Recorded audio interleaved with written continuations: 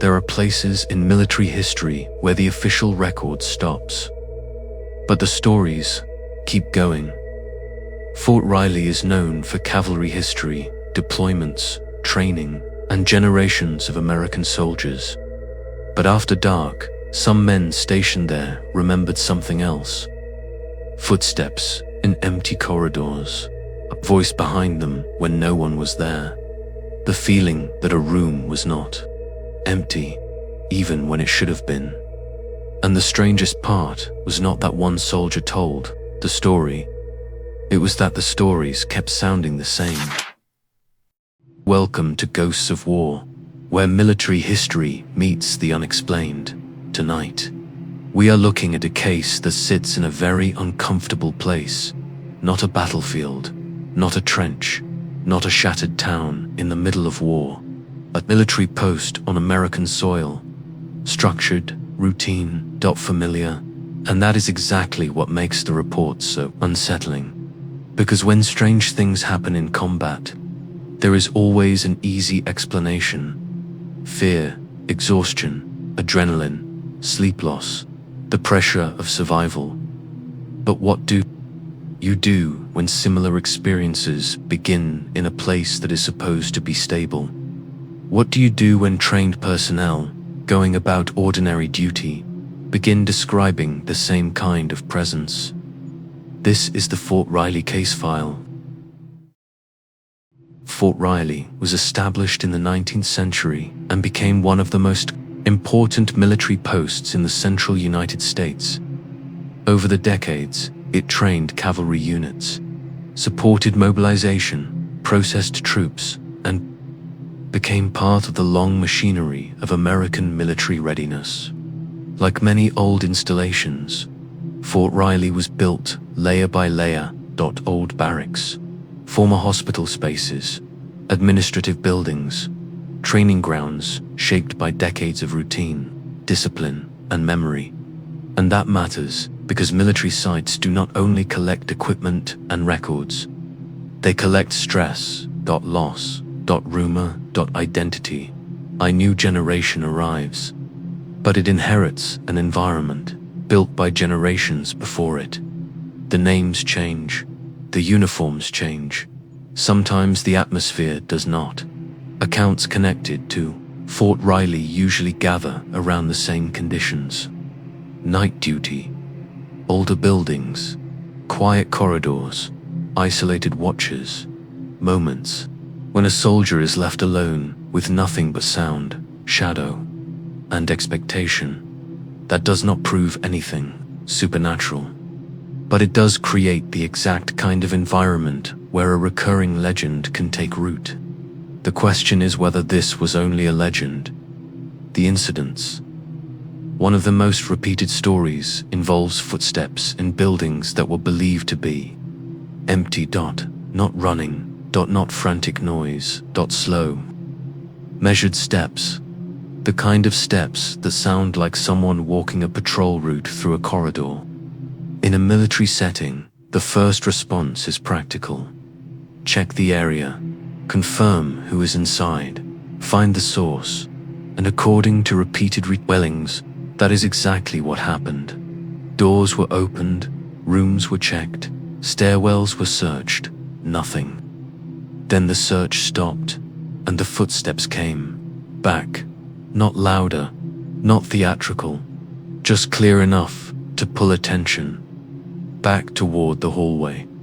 Another recurring account describes a soldier on overnight duty, hearing a voice behind him in an otherwise quiet section of the building.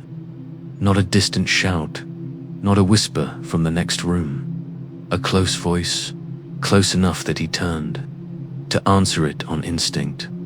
But when he looked back, no one was there. That detail appears again and again in unexplained military stories. The event is not always monstrous. It is intimate. A voice where there should be silence, a presence where there should be emptiness. Other accounts mention doors opening on their own, lights, behaving strangely in older parts of the buildings, and the feeling of being watched while moving alone through quarters with a long institutional history. Taken one by one, none of those details prove very much. Old buildings settle. Electrical systems fail. Fatigue sharpens every small sound. But the pattern becomes harder to dismiss when people who have no reason to impress each other begin describing the same atmosphere. One former service member reportedly described entering a room and immediately feeling as if he had interrupted. Someone dud there was no visible person inside. Nothing moved, nothing spoke. But he said the room felt occupied. He backed out, tried to laugh it off. Returned later. The feeling was gone. Another account centers on a hallway where personnel repeatedly claimed to catch movement in their peripheral vision. A shadow crossing, a figure at the far end.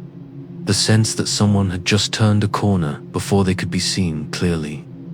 Every time the area was checked, it was empty, and yes, barrack stories spread fast.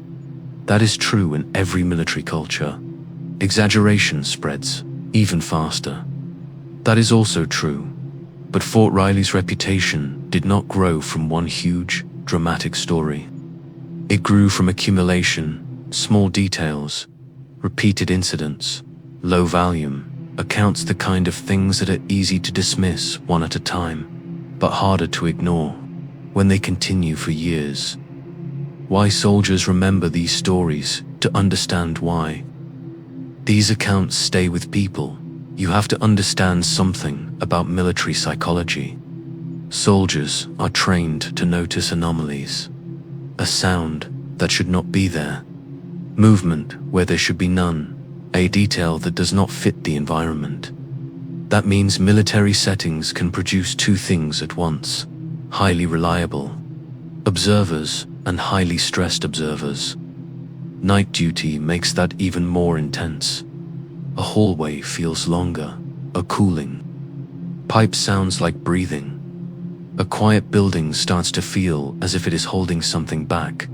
But military culture also filters out fantasy. A soldier on duty does not want mystery. He wants clarity. He wants to identify the source, solve the problem, and move on.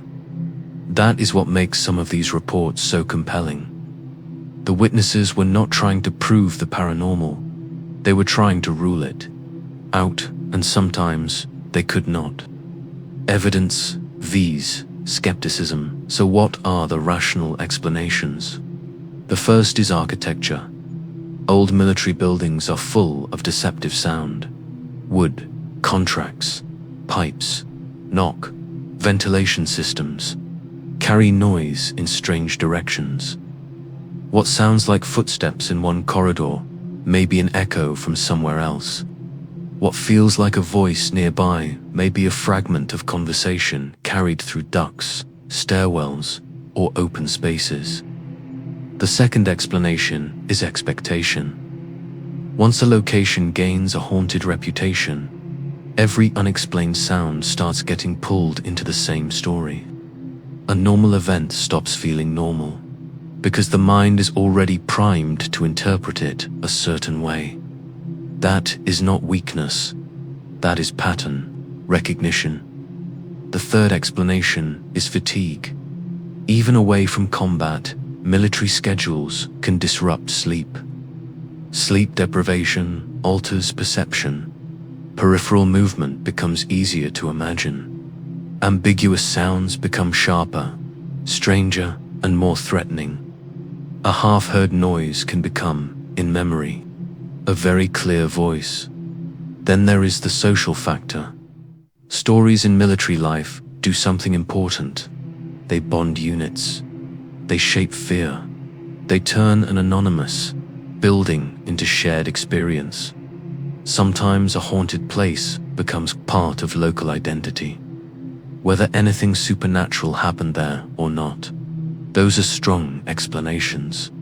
Stronger than most supernatural claims. But even then, one part of the case still lingers. Why do similar descriptions return again and again in places with long military memory? Why do different people keep reaching for the same language?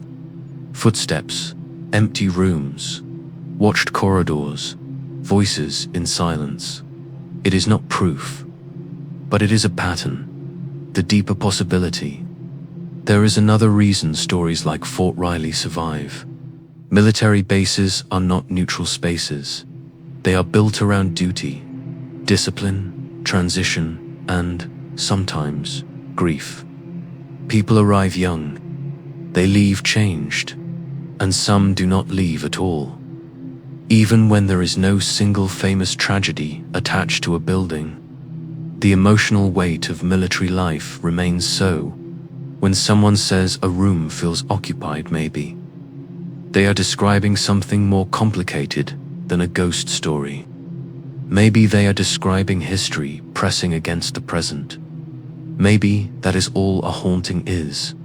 Not a phantom in white mist, not a theatrical apparition, but a place where repeated human tension has made the environment feel permanently unsettled. And in an old military fort, that explanation can feel almost as disturbing as the supernatural one. Closing reflection, Fort Riley does not offer one perfect story. It offers something more believable than that. A chain of ordinary people in an ordinary institution, describing ordinary disturbances that never felt ordinary when they happened. That may disappoint anyone searching for undeniable proof. But for people drawn to military history, that realism is exactly what makes the case so compelling. Because war leaves marks in obvious places. On battlefields, in archives, in memorials. But military life leaves marks. On bases, in buildings, in routines repeated so many times that they begin to feel haunted by everyone who came before. So what did soldiers at Fort Riley really hear? Old wood and tired nerves. Stories passed from one night watch to the next. Or something quieter. Something that only appears when a building has held too much history for too long.